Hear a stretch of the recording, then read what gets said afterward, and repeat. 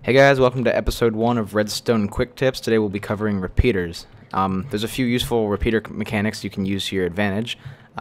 One, basically, if you have a redstone signal powering a repeater diagonally, that repeater will be on.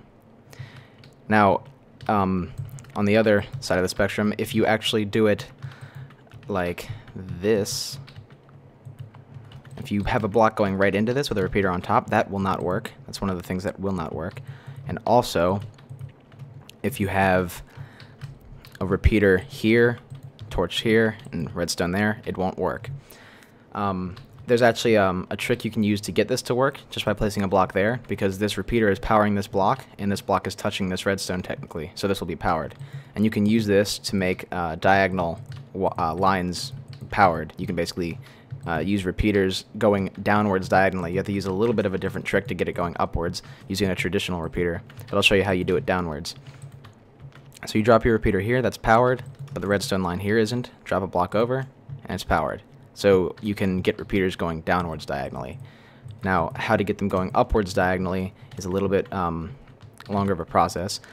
You have to do a traditional repeater, as I said, which isn't that big of a deal. And also, do note that I'm going to have these close together. These can actually, you can utilize the 15 block limit for this, just so you don't have to have as much delay. So you want to put your input into the torch, have a block on top, and then you want it to go into another torch, block on top, and there's your output. And that will just be the same as your input, so it's basically a repeater. That's how you get it going upwards. Lastly, we'll go over how repeaters power blocks, such as like transparent blocks versus solid blocks.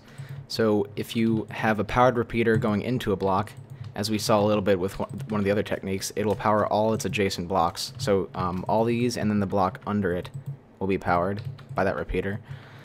So you can do things like if you need to get a signal through a block that has a redstone wire, a signal on top, you can do something like this. So these lines can actually be independent of each other, even though they're going on the same block, essentially.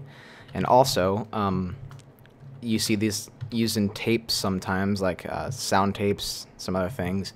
If you have glass or any transparent block, it won't power